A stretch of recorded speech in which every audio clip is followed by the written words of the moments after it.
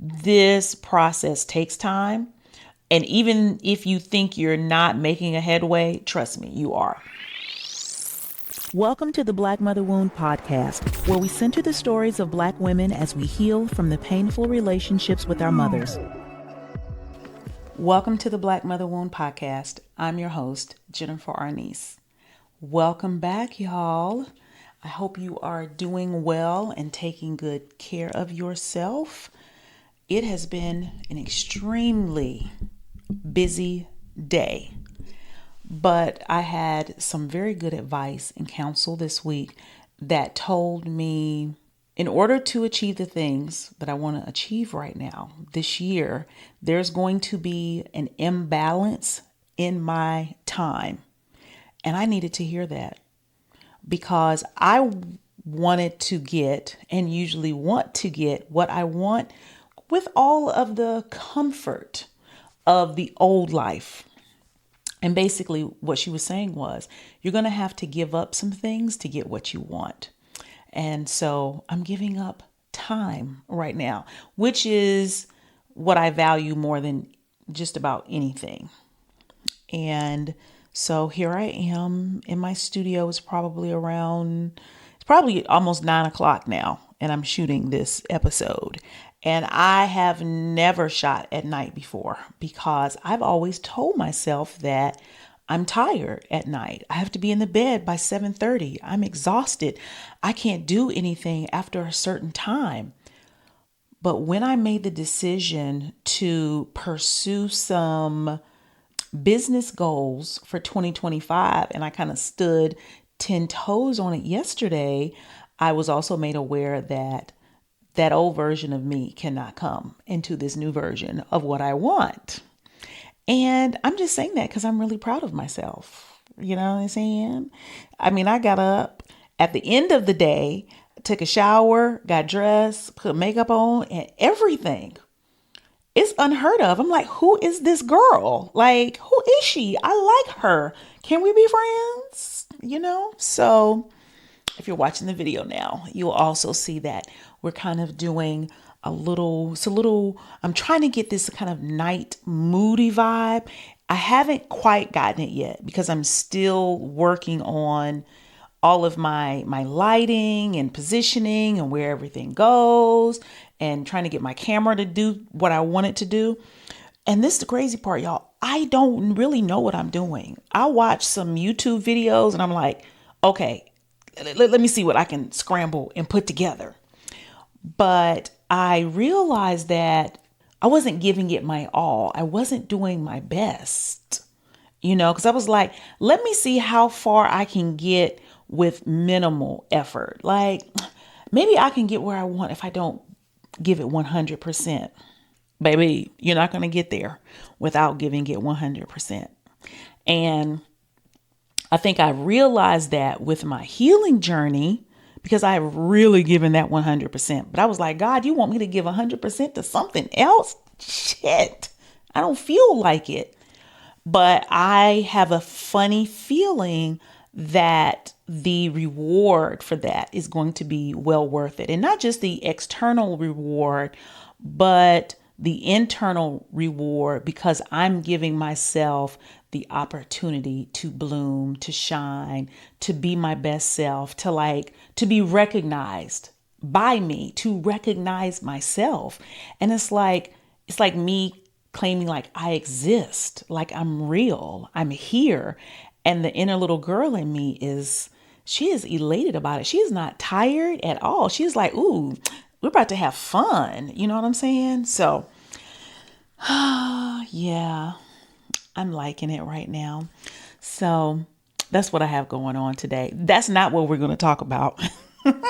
Usually I start out there and it leads us into this episode, but that's not the episode today.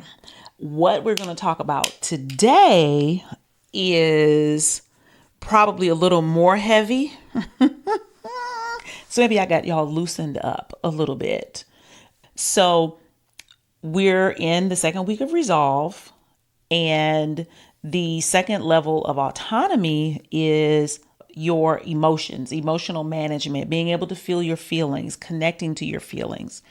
So it was a really powerful class because so many of us with mother wounds have been taught to disconnect from our feelings because our feelings made us more aware of how fucked up things were. And it showed us how little power we had. And it created a space where we had even less safety. And because everything that we were doing as children was about survival, the first thing that we had to detach from was our emotions.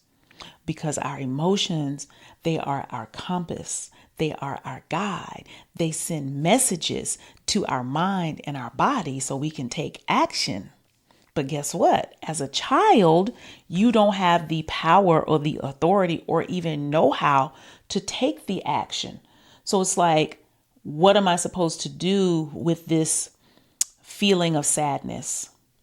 I mean, there's nobody cares. So what am I going to do with it? I might as well stuff it. I might as well eat it, right? What am I going to do with this feeling of loneliness, of being insecure, of feeling left out? Like all of these emotions that come up for us as children that are the evidence. They're the emotional evidence of us not having a loving, nurturing, caring mother in our life. That shit hurts to even feel because it's like, is this real?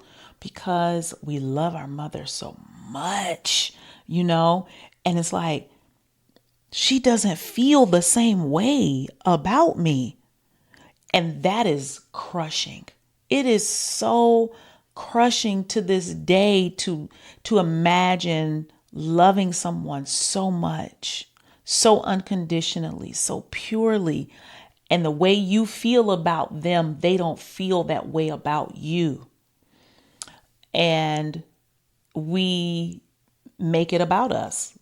We make it our fault, right? And that's where we learn guilt very early on, very, very, very early on, because it can't be her. It absolutely cannot be her, because if it's her, if she's the problem, I'm fucked because she's all I have. But maybe if I'm the problem, I can fix that, right?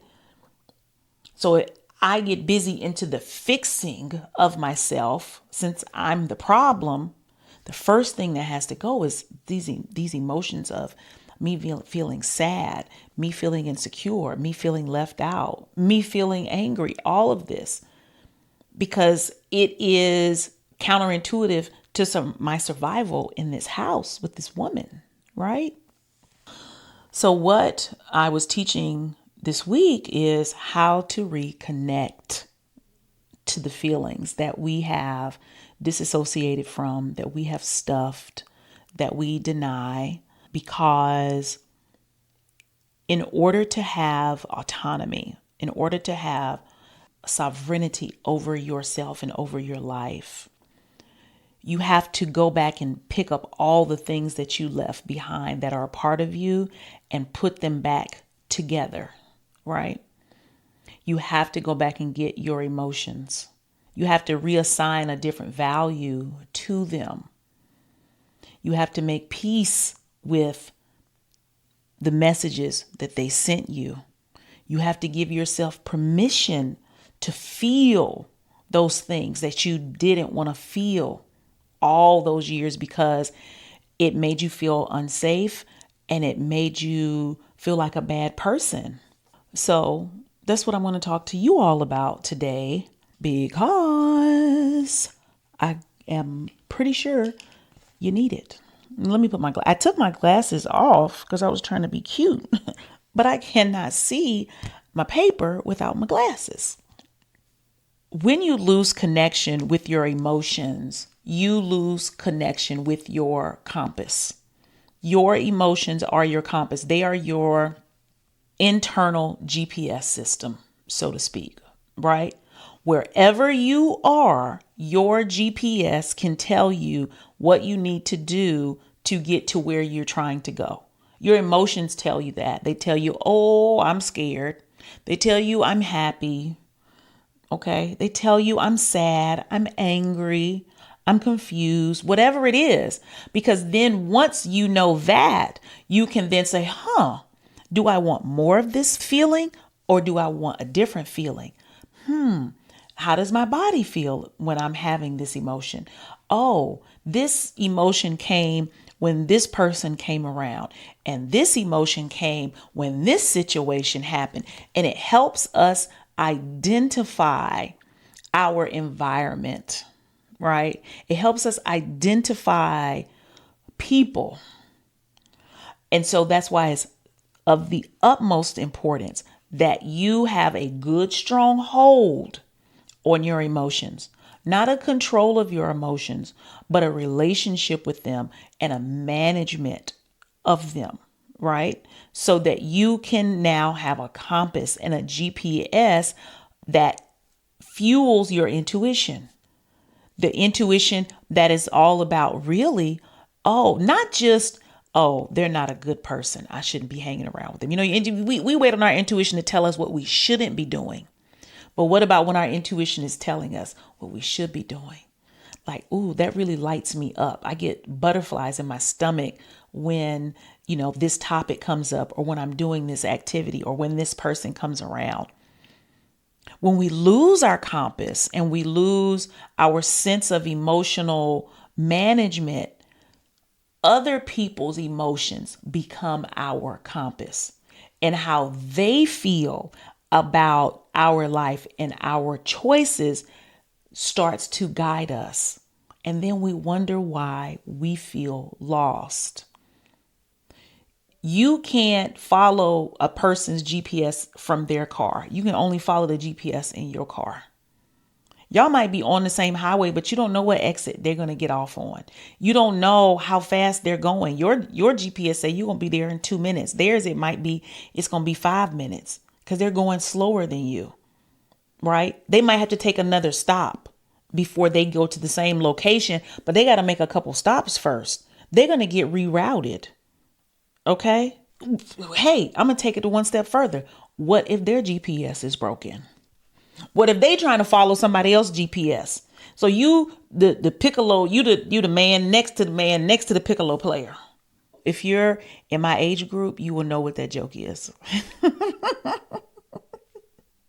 Okay, you will know that joke. That's why you can't depend on somebody else's emotions. That's why codependency is so dangerous, because you are dependent on how somebody else feels, someone else's compass. So I realized that instead of trying to help you, usually people with a mother wound, most people in general have issues setting boundaries. And it's like, well, I don't want to set a boundary because I feel guilty. And I believe the better our emotional management is, the easier it is for us to set boundaries, because the guilt we feel is really the fruit of depending on somebody else's feelings, because you don't have access to your own. But once you are able to fully manage your own emotions, this tendency, this external gaze that makes you very aware of how other people feel naturally fades away.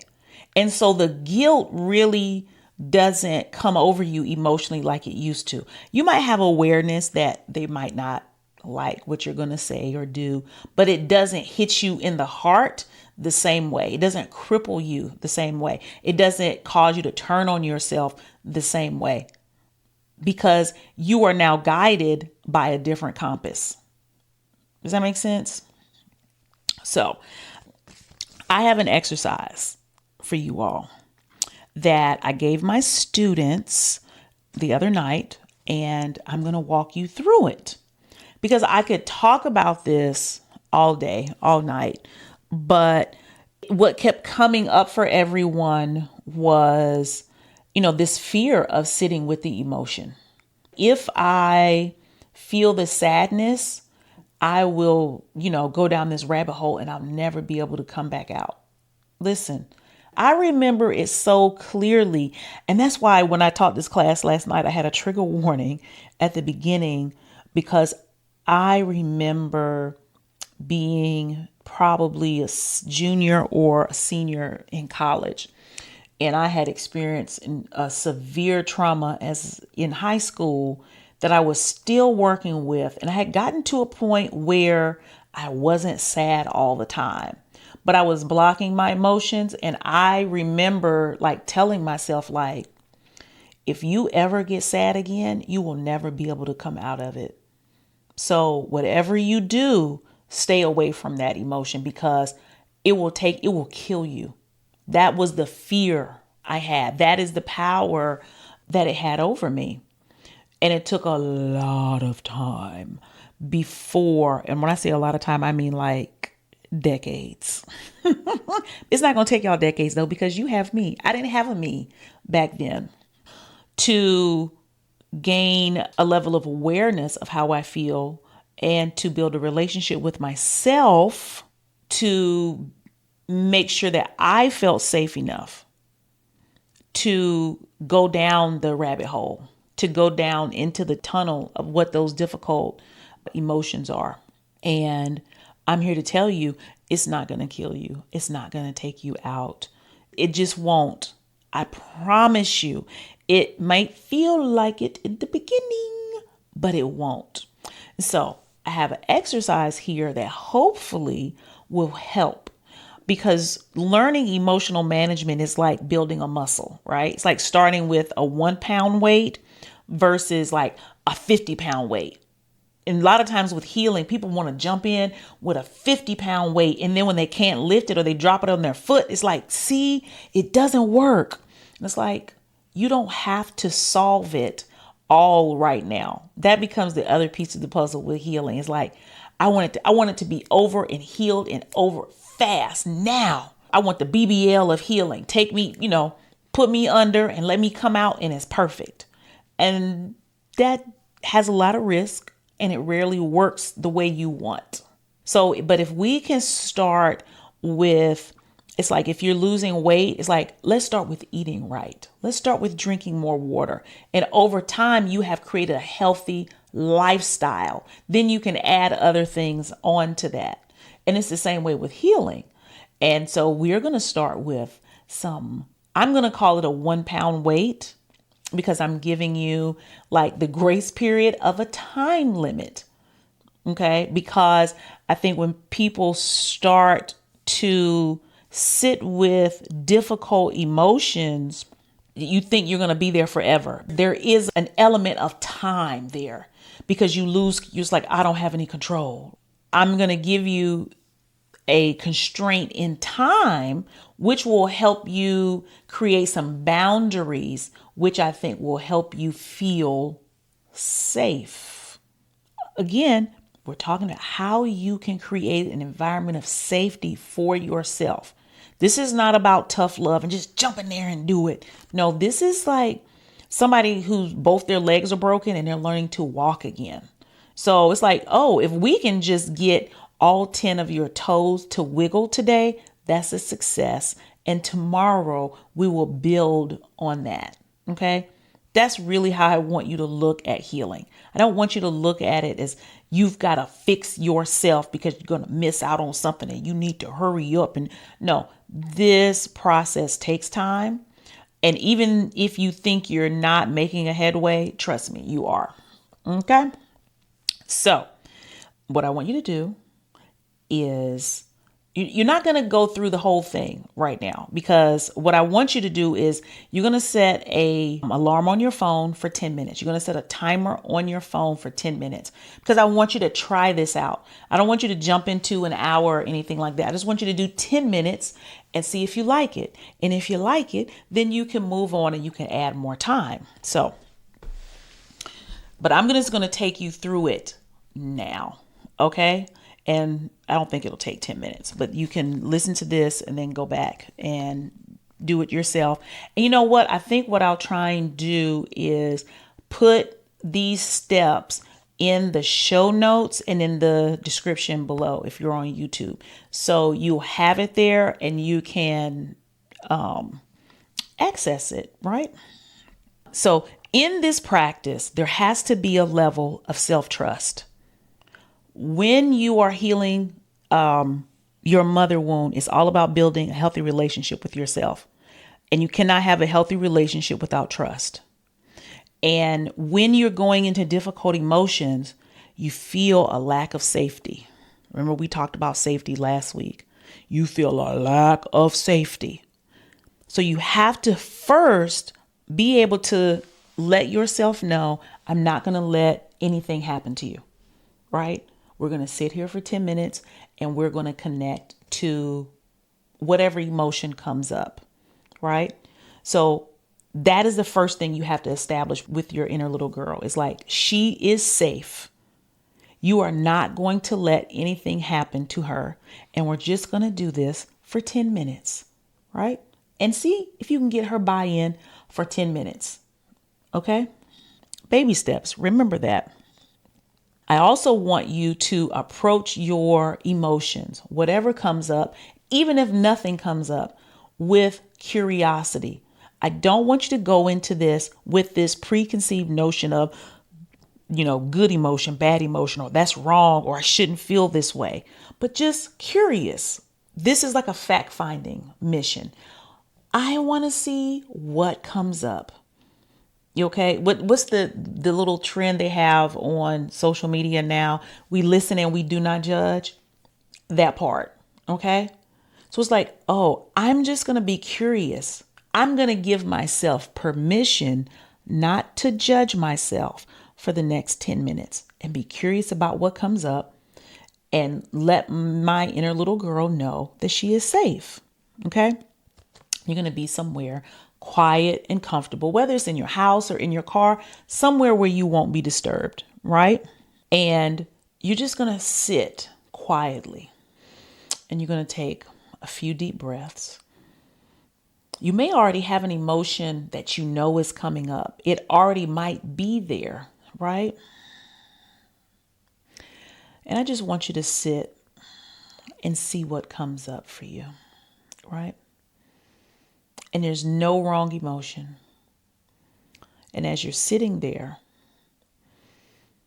and whatever that emotion is begins to come up, I want you to pay attention to where you feel it in your body.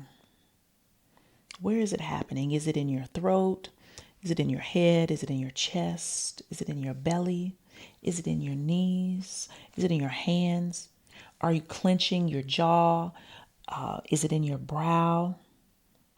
And I just want you to be aware of that. And I want you to start to relax that area of your body. And I want you to start to move it around a little bit. If it's in your shoulders, start to move your shoulders a little bit. Just start to get that. Because trauma is in our body, right? And these emotions, they get lodged in our body, right? We don't even realize how we're hunched over or tense, and that tension is sitting in our body and that emotion stays stuck. We don't always have to get to the bottom of why we feel that way. It's just we need to know that it's there and have the intention of creating a space where it can be released, right? So I want you just to move it around a little bit, and I want you to touch whatever part of the body that you feel that tension. And I just want you to apply a firm but loving pressure, like a hug, like a squeeze, just getting back into your body, reminding yourself that you're safe, right? You're not going down the rabbit hole. You are here. You have your back. Whatever comes up is okay. Any emotion that comes up is okay. It's safe. It's understandable, whatever it is, towards anyone. Even if it's to yourself, it's like, oh, I could see why you would blame yourself. I could see why you'd be angry at yourself. It's okay. It's okay. It's okay to let it come up, right? If tears come up, it's okay. Remember, you're safe. Keep reminding yourself of that. And I want you to continue this exercise for about 10 minutes, right?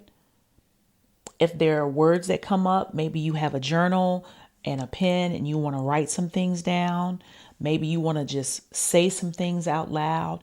I don't know. Whatever it is, there's no wrong answer. A lot of times you all want to know, like, how should I do it? How do I know if I'm doing it right? Whatever you're doing is right. And I want you to reinforce that with yourself, right? Whatever you're doing is the right thing. As long as there's a loving kindness toward yourself, there's curiosity, there's acceptance, and there's this letting yourself know that you are safe. As long as you're doing that, you are doing it the right way. Okay? And so as you start to wind down, whether the alarm has gone off now or the emotions start to subside, I want you to thank your inner little girl. I want you to say, thank you so much. You are so brave. That took a lot. I know how hard that was for you, and you did it. And I'm glad I could be here for you, right? And let her know that, she can go and play now. And let her know that also that you're going to be back again soon, because we're going to do this exercise again. Because there are some things that need to get cleared out so she can be happy and peaceful, and you can be happy and peaceful. I want you to give her a nice squeeze, give her a nice hug, and send her back on her way to do whatever it is that she enjoys doing. Okay? I want you to practice this 2 to 3 times a week. If you can do it more, do it more. If you can do longer than 10 minutes, do longer than 10 minutes. But I also want you to practice this not only when difficult emotions or painful emotions come up, but also when, happy feelings come. Because sometimes we'll squash those too. We will squash those because we think we don't deserve to have them. When, an excitement, a creative feeling comes up, a little titillatingness, something comes up in you, I also want you to, instead of pushing it down, spend some time with it. What is that feeling about? That feels good. I like that. Becoming a good emotional manager is not just about the painful, difficult emotions. It's your whole spectrum of emotions. As a matter of fact, I'm going to put an emotions wheel in the show notes and in the link below too. It's a PDF. So you have that. So you can have words, right, to your emotions. You'd be like, that's what that is. Okay, that's how I feel, right? Building the vocabulary for her so she can tell you, hey, I'm feeling very anxious right now, or I'm feeling unsettled, or I'm feeling scared, right? I'm feeling embarrassed. Sometimes we feel embarrassed, but anger comes over the top of it. I want you to ask her, when the first feeling comes, is there another emotion below that? Is there another emotion below that emotion? So you can start getting to the root of it. Okay? So that is all that I have for you today. I hope that this is helpful. I hope that you don't just listen or watch this episode. I hope that you take the time to practice it and realize that you are there for you. You are not alone.